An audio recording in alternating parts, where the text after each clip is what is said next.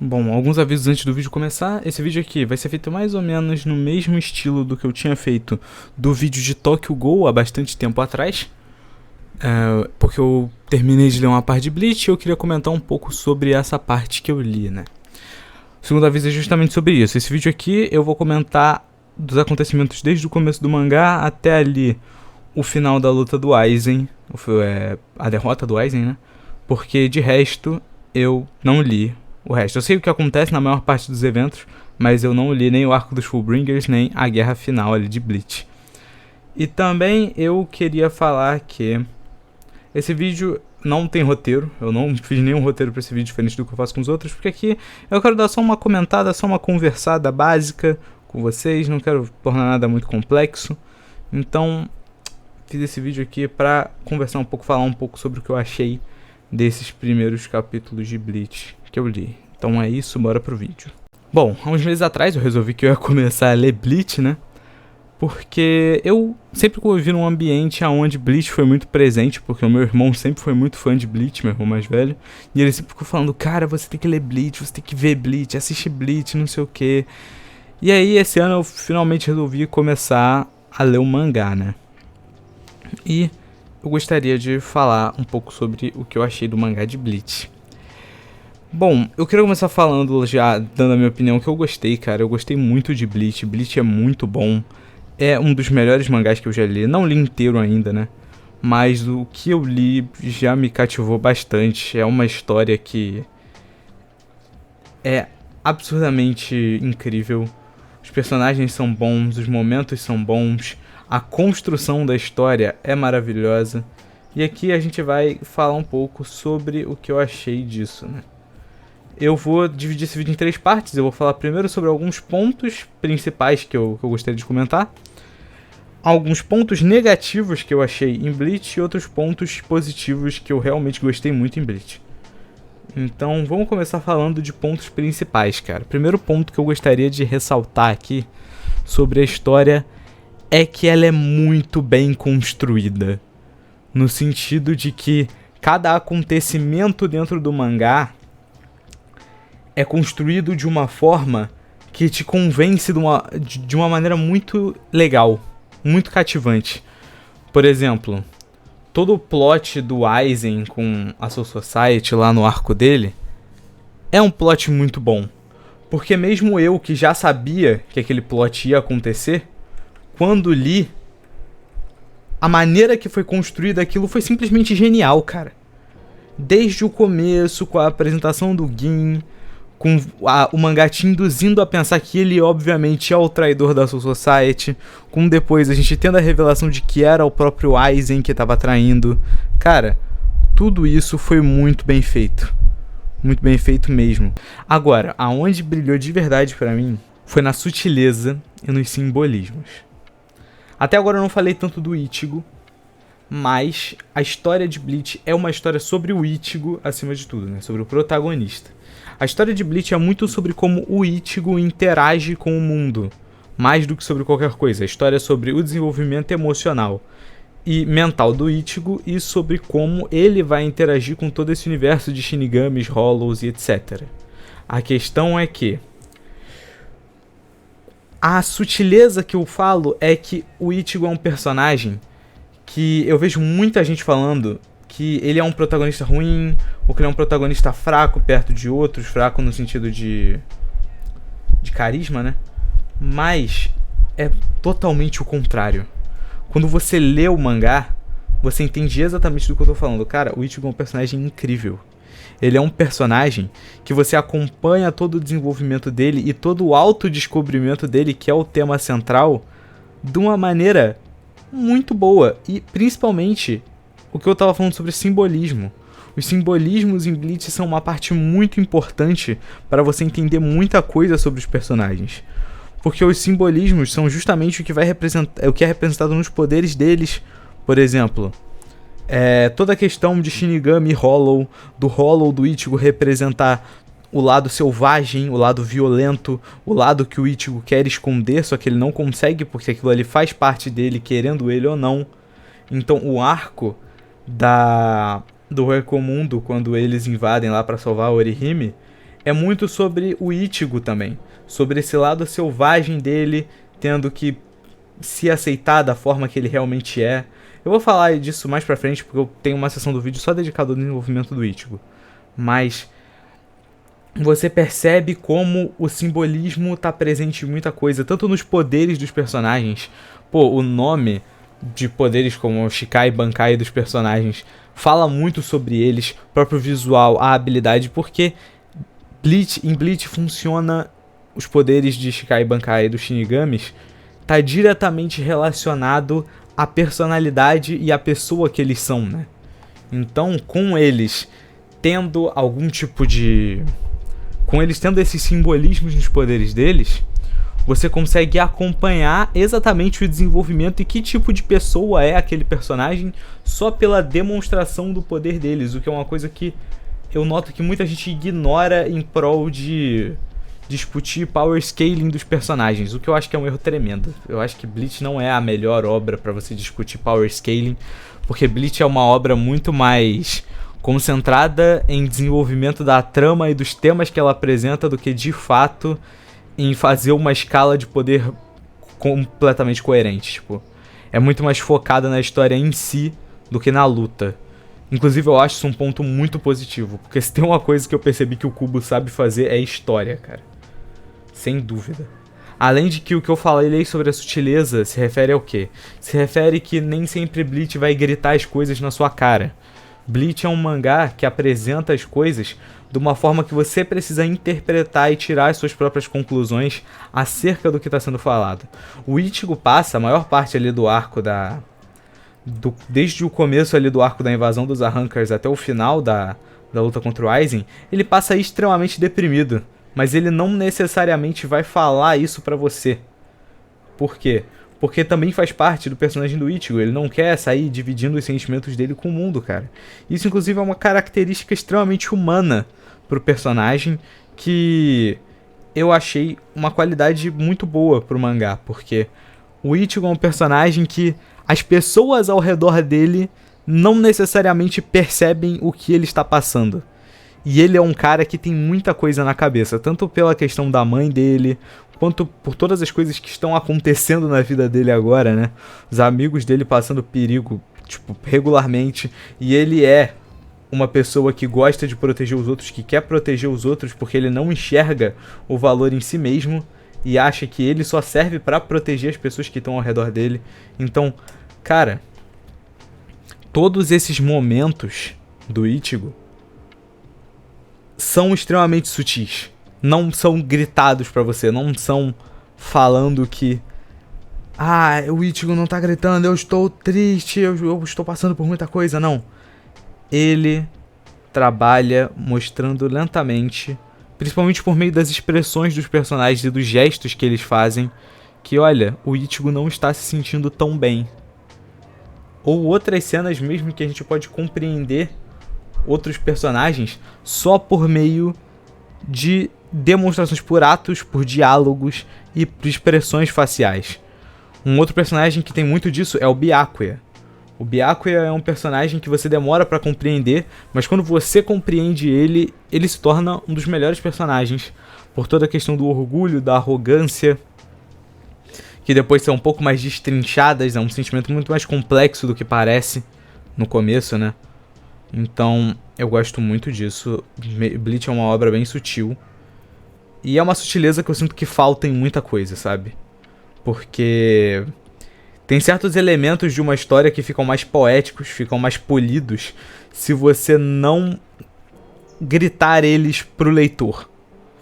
E eu acho que Bleach faz isso com maestria. Um ponto que eu também gostaria de ressaltar é sobre tradução, cara. E esse aqui é um ponto que eu vi uma galera falando, mas eu gostaria de comentar um pouco sobre isso também. Cara, não existe forma legítima, tipo, forma oficial de você ler Bleach em português. Porque literalmente não tem o mangá, a versão oficial completa em português disponível na internet. Então você tem que dar seus pulos pra ler, cara. Assim, eu li em inglês e em português, porque eu tive esse negócio. E uma coisa que eu percebi é que a maioria das scans em português tem algumas traduções um pouco zoadas em certos aspectos. O que você vai perceber, principalmente se você comparar as duas traduções, é que o sentido das frases não necessariamente muda, mas as palavras escolhidas nas traduções em português são um pouco, não erradas, mas eu acho que tiram um pouco do tom do diálogo original. Então, se você quiser, você pode até ler em português, mas você não vai achar numa qualidade tão boa. Literalmente, cara, tem alguns capítulos de scan em português que, se você pegar pra ler, é como se você estivesse vendo um daqueles shitpost em 144p, tá ligado? É um bagulho bizarro mesmo. Tipo, tem umas scans que tem uma qualidade muito ruim. Mas aí a gente entende que todo o contexto, né? Cara, Bleach é uma obra que não se popularizou tanto no Brasil por algum motivo, porque é muito bom, mas Bleach é uma obra que não pegou tanta popularidade quanto as outras, né? As outras do Big Three, Naruto e One Piece. Por algum motivo, sendo que Bleach é sim muito bom. Bleach tem muitas qualidades que as pessoas não comentam tanto. Mas agora eu quero falar de defeitos, de pontos negativos que eu percebi dentro da história de Bleach, e eu quero comentar sobre esses pontos.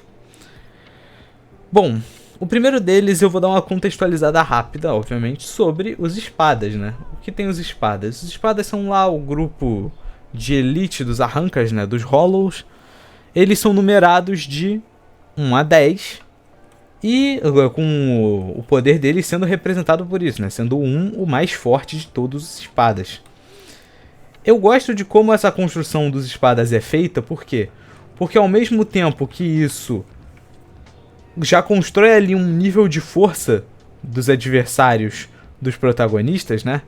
Isso também já dá pro leitor um certo hype para você ver os mais fortes, né? O topo da lista. Você gera uma tensão e você também gera um hype no leitor. E isso estava indo muito bem.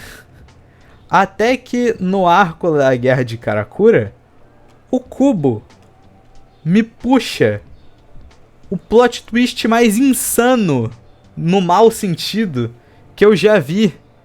Quando o cara puxa o Yami, que era o espada número 10, e bota ele pra virar o espada número 0.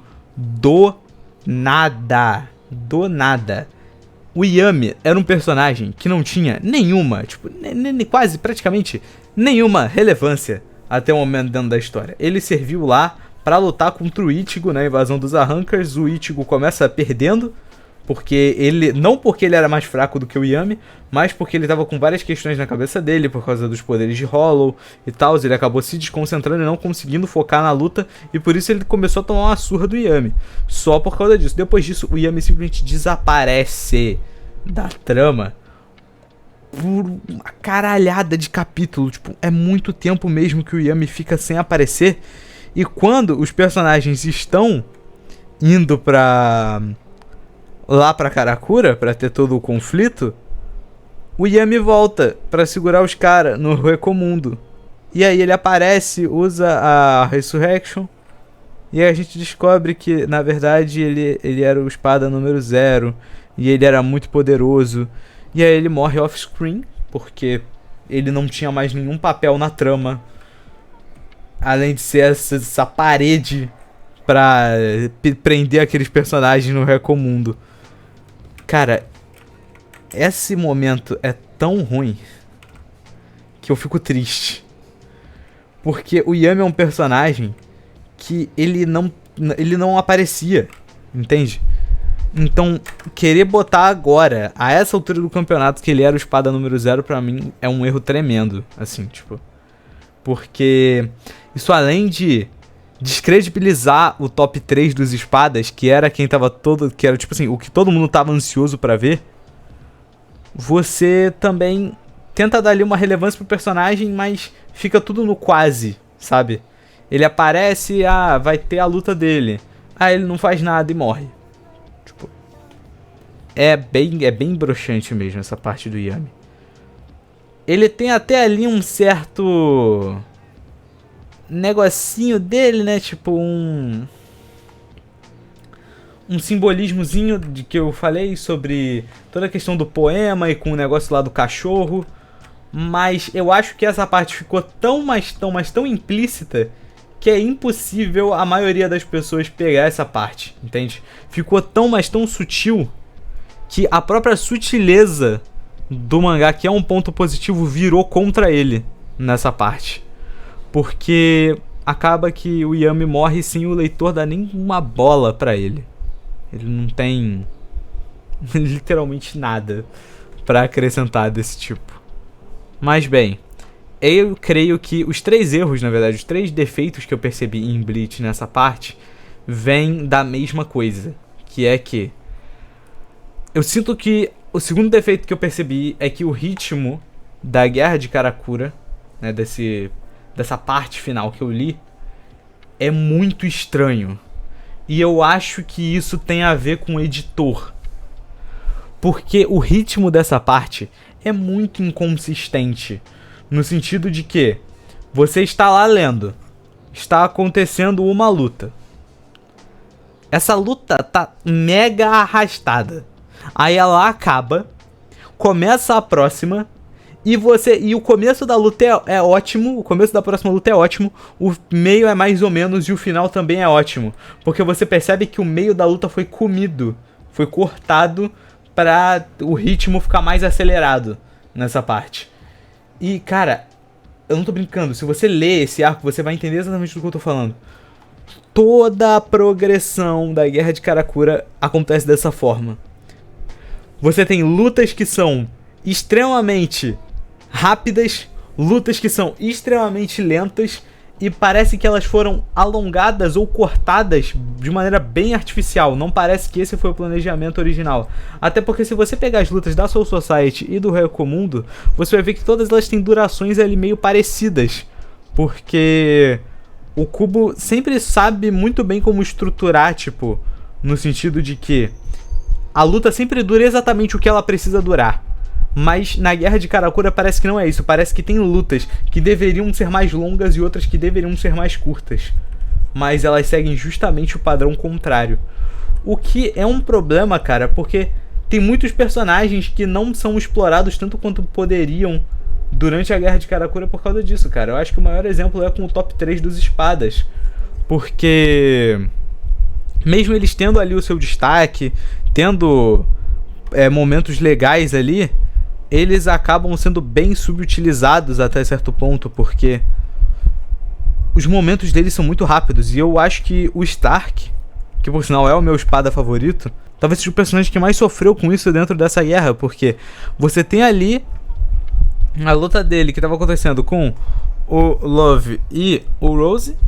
Ele luta ali com eles dois, aí o Kyoraku chega e ganha dele em tipo 1 capítulo e meio. Sendo que o Stark, obviamente, que a luta deles parecia que tinha mais coisa pra acontecer. Mas parece que esse momento foi simplesmente encurtado absurdamente. O que me deixa bem triste, cara. A mesma coisa pro Bahagan, cara. O Bahagan é um personagem que ele tava dando bastante problema pros personagens enfrentarem por causa do poder dele. Aí chegam os Vizards e ele perde muito rápido.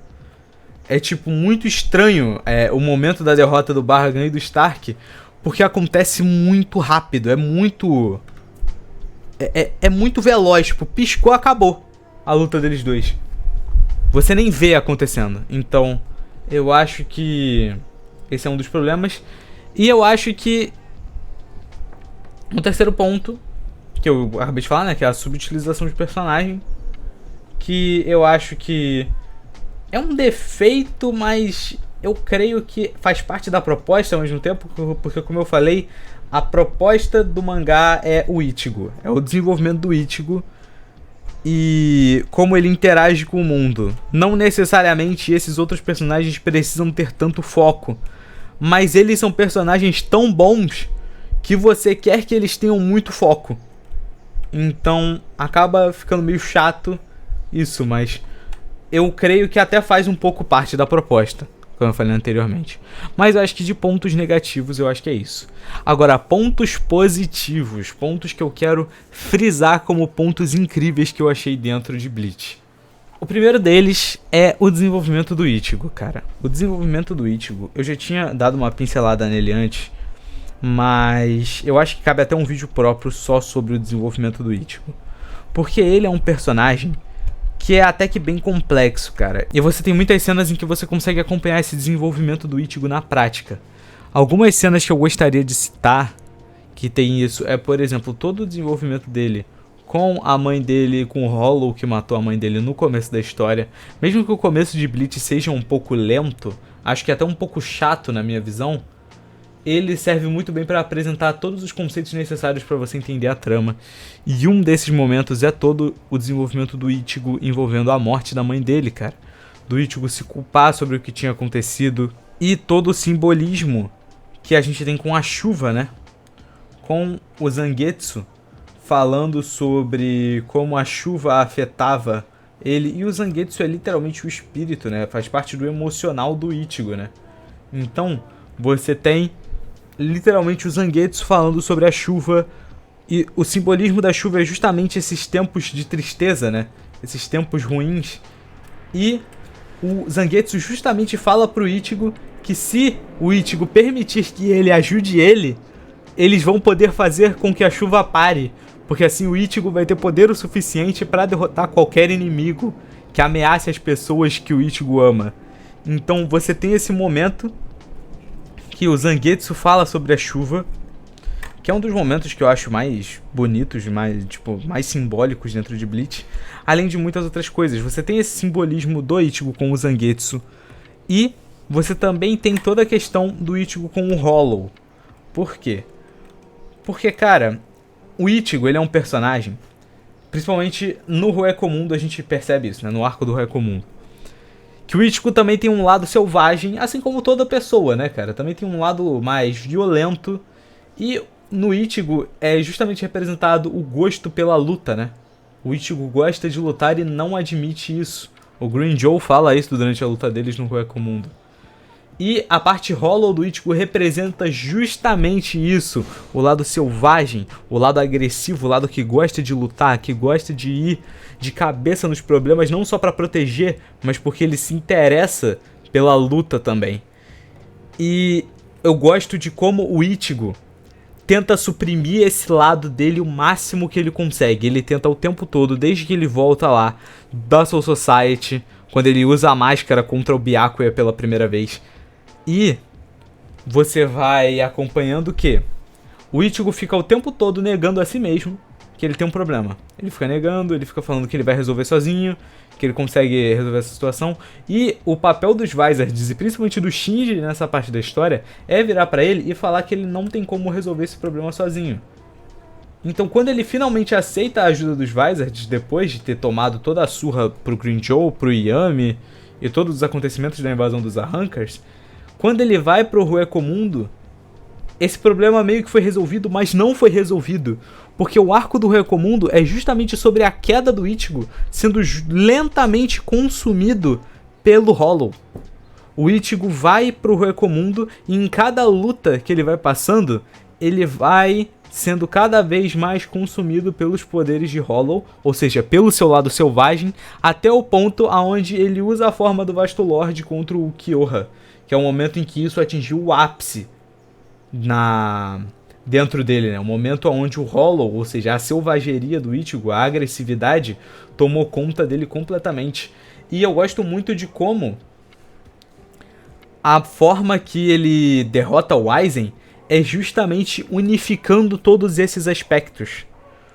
Usando o Getsuga Tensho final, né? Quando ele enfrenta o Tensa Zangetsu no outro mundo lá, no mundo mental dele, ele justamente enfrenta o Tensa Zangetsu que está fundido com o Hollow. Então é o momento dele ver ele por completo, entende? É como se ele estivesse olhando para todas as faces da personalidade dele e para todas as partes dele por completo nessa cena. E é por isso que o Getsuga Tensho final é ele se tornar o próprio conceito do Getsuga. Porque é como se ele estivesse, pela primeira vez, sendo todas as partes dele de uma vez só. ao invés de só ser um Shinigami ou um Hollow. Cara, o desenvolvimento do Ichigo é absurdo, cara. É absurdo. E aqui eu vou entrar em outra parte, que é o que eu adorei em Bleach, que é paralelos das lutas, cara. Eu ia falar disso durante o desenvolvimento do Ichigo, mas eu acho que isso é um ponto que pode ser alongado, pode ser estendido para todas as lutas de Bleach, ou pelo menos uma grande parte delas. As lutas principais, né, de Bleach carregam todos esses paralelos entre os dois personagens que estão lutando. O próprio Ichigo, os dois adversários principais do Ichigo no Hueco-Mundo são o Grimmjow e o Ulquiorra. O Grimmjow representa toda essa selvageria, né? É um combate direto, é quase como um reflexo do Ichigo nesse momento. Porque você tem o Grimmjow, que é justamente quem sugere que o Ichigo gosta de lutar, e o Grimmjow luta contra o Ichigo nesse momento, e é justamente esse teste pro Ichigo se entregar ou não à sua parte mais agressiva para lutar contra o Grimmjow. Além de que o Ulquiorra é um personagem muito bom, porque você tem justamente esse paralelo do Ichigo suprimindo as próprias emoções e do Ulquiorra que não conseguia compreender o conceito de coração. Além de que o Ulquiorra serve também como teste de determinação final pro Ichigo salvar o Orihime, né? Nesse momento. Então eu acho bem legal todos esses paralelos. E como outros paralelos que eu gostaria de citar também em outras lutas de personagem, por exemplo, cara, tem muitos. Tem o Zaraki e o Noitra, que tem paralelos muito legais com toda a questão da brutalidade, a questão do tapa-olho. Tem o Zael e o Mayuri, que tem todo o papo que eles têm sobre a perfeição, sobre o conceito de ser perfeito, de que cientistas não podem querer a perfeição, porque se você está tentando buscar algo que não pode não pode avançar mais, então qual que é a graça, qual que é o objetivo de descobrir se você tá indo atrás do fim da busca direto, sabe? Então o Zael e o Mayuri tem algumas discussões bem interessantes. Também poderia citar aqui o Touzen e o Komamura na luta deles lá em Karakura, porque você tem toda a questão do Komamura que escondia o rosto, porque ele não queria que vissem a aparência dele. O maior amigo dele era um cara cego, que é o Touzen, justamente por causa disso. Ao mesmo tempo que o Touzen, ele ser cego era o que escondia grande parte da personalidade terrível que ele tinha.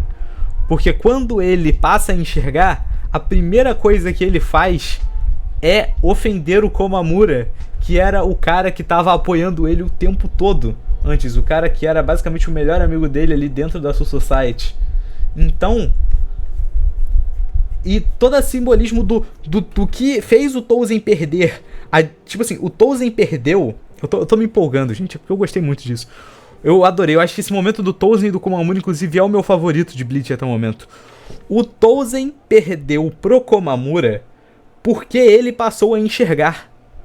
Porque foi o que fez ele se distrair pro Hisagi poder ir ali por trás e enfiar o negócio nele, né? A foice. Então, o Touzen só perde porque ele passa a ver. Então, o Touzen, ele se distrai porque ele ganha a capacidade de enxergar, e passar a poder enxergar não é só o que faz ele perder a luta no sentido literal, mas também no sentido filosófico. O Touzen perde a luta porque ele perde o embate da ideologia entre os dois. Eu adorei o momento do Touzen e do Komamura, e paralelos nas lutas de Bleach são algo que pra mim é o que montou parte da graça de acompanhar esse mangá por todo esse tempo. Pô, eu li mais de 400 capítulos e isso foi uma das coisas que eu mais gostei em todo esse momento. E eu também gostaria de mencionar aqui sobre o Turn Back the Pendulum, que é um arco que, cara, foi bem legal de se acompanhar, é um dos meus arcos favoritos. Eu gostaria de tirar alguns minutos aqui do vídeo pra ressaltar o quão bem construído é o Turn Back the Pendulum, porque ele vai falar sobre o passado dos Vizards, e não sobre o passado dos Vizards, ele explora a parte ali do Urahara, do Aizen, do Gin. É um arco extremamente necessário, e eu diria que ele vem no melhor momento possível, porque ele vem no espaço entre o fim do arco do Recomundo e o começo da Guerra de Karakura. Se fosse do fim do arco do Recomundo pra Guerra de Karakura, só ia ficar muito esquisito, mas como tem o Turn Back the Pendulum ali no meio pra dar uma quebrada nesse negócio ficou muito legal. Porque você... O arco do Royakomundo já é um corredor de lutas, né? Então é luta, luta, luta, luta, luta. Embora a maioria delas seja boa, ia ficar cansativo se você tivesse luta, luta, luta, luta. Depois você passa o arco e aí é só luta, luta, luta, luta de novo. Ter essa quebrada, essa quebra no meio com o Turn Back the Pendulum foi muito bom pro ritmo do mangá conseguir se manter estável também. E eu quero encerrar, cara, esse vídeo falando sobre os vilões, cara. E eu acho que vilões em Bleach, pelo menos até onde eu li, foram assim, um dos maiores pontos fortes do mangá. Nem todos os antagonistas são vilões. Você tem, por exemplo, cara, o Stark, por exemplo, é um personagem que eu não considero um vilão, eu acho só ele um antagonista. Inclusive eu esqueci de mencionar, mas o Stark também tem uns paralelos com o Kyoraku que são muito interessantes. Mas, os vilões dentro da história de Bleach, principalmente o Aizen, cara, é muito bom. O Aizen é um personagem que ele não precisa de passado triste, ele é um personagem que ele não precisa de flashback nem nada do tipo, porque os momentos do Aizen falam mais sobre ele do que qualquer outra coisa que você poderia dizer do personagem. O Aizen é um cara manipulador ao extremo, que não mede esforços para tentar destruir os alvos com quem ele tá lutando. Tipo, destruir no sentido psicológico da coisa, né? O Aizen provoca, ele entra na mente da pessoa durante a luta. Então, eu acho o Aizen um personagem muito bom. Ele é um vilão muito incrível. Ele é um personagem que, assim, ele é bem melhor do que ele precisava até, sabe? Ele é um vilão que é bem a moda antiga, no sentido de que, tipo, ele não necessariamente tem um passado triste, ele literalmente nasceu assim, forte, muito mais forte do que um Shinigami normal. Ele viu que a Soul Society tinha problemas e ele falou, eu vou mudar, eu vou virar esse mundo do avesso. E foi justamente o que ele foi atrás de fazer desde o começo da história, né? Então, eu acho que o Aizen é um personagem que acrescenta muito dentro da trama. Um outro ponto que não é exatamente um vilão, mas é um antagonista e eu quero falar sobre ele, é o Gin, cara. O Gin é um personagem que ele não tem tanto, mas o que ele tem é muito bom. Tipo, toda a parte da traição, e aí na verdade a traição era uma traição dupla, porque na verdade ele tava do lado da Soul Society, e no final ele traiu o Aizen, né? Cara, esse é uma daquelas coisas que o Gin é um personagem muito legal por muitos motivos. Ele tem um carisma imenso, mas eu acho que a morte dele é bem paia, né? Tipo, eu achei que ele morreu rápido demais só. Acho que se ele tivesse feito pelo menos mais alguma coisinha teria sido interessante, mas o que ele fez já foi muito bom. A questão é que, cara, a traição do Gin é uma das traições mais bem executadas dentro de uma obra que eu já vi, porque ela é bem sutil. Tipo, se você analisar alguns pontos dentro da obra, você consegue já deduzir que o Gin está estranho em muitos momentos. Por exemplo, eu já fui ler Bleach sabendo que o Gin ia trair o Aizen. Por isso foi mais fácil pra mim ver esses pequenos diálogos e esses pequenos momentos em que o Gin fala sobre algumas coisas que dão a entender que ele não está do lado do Aizen de verdade. Mas se você não sabia e aí você vê a traição do Gin, você pode tomar um susto. Mas eu te garanto que se você voltar nos capítulos antes e reler, você vai entender exatamente o que eu tô falando. A obra deixa clara o tempo todo que o Gin está estranho e que ele não está de verdade do lado do Aizen. E eu achei até isso um cuidado imenso que o Kubo teve com a história, assim. E eu gostaria de encerrar esse vídeo elogiando o Kubo, porque ele construiu esse mangá incrível, que eu vou continuar lendo com certeza e vou fazer mais vídeos aqui sobre. Eu quero fazer muito vídeo, cara. Eu quero analisar um monte de personagem, um monte de momento. Eu quero fazer resumo de um monte de cena, igual os que eu faço aqui sobre outros animes, porque Bleach é uma obra que eu simplesmente me apaixonei muito sobre. Todos os simbolismos e tudo que essa obra tem a oferecer. É simplesmente genial e é muito bom. E eu gostaria de mencionar uma coisa aqui. Cara, o Kubo é um autor incrível, que ele não deixa nada à toa. Até capítulo, até nome de capítulo Nome, título de volume de Bleach é importante para você entender a trama. Os dois maiores exemplos que eu gostaria de dar aqui são do capítulo do Stark, que se eu não me engano se chama Lobos Não Uivam Sozinhos, que já é um simbolismo muito bom com o próprio Stark, né? E tudo que ele tinha sobre o aspecto da solidão, esse tipo de coisa. E toda a luta final contra o Aizen ali, todos os momentos finais, que os capítulos só se chamam Deicídio, né? Que é o ato de você matar um deus. Que é justamente o que eles estão tentando fazer com o Aizen nesse momento. Então, até os títulos dos capítulos importam. Tipo, Bleach é uma obra que, se você tá atrás de conteúdo, cara, Bleach é uma coisa que não vai faltar pra você. Você pode consumir toda a obra de Bleach e eu tenho certeza que não vai faltar conteúdo pra você consumir. Bom, no mais é isso. Quero fazer mais vídeos de Bleach, vou fazer mais vídeos de Bleach em breve. Espero que tenham gostado desse vídeo. Foi só uma conversa, foi uma coisa que eu precisava falar, porque eu tava com esses sentimentos aqui que eu queria comentar sobre Bleach desde que eu comecei a ler. Então, eu espero que vocês tenham gostado disso. Tudo aqui é só minha opinião, você pode discordar à vontade, só não seja ofensivo nos comentários. Então eu vou te apagar. Enfim, é isso. Deixa o like, se inscreve, até o próximo vídeo e falou.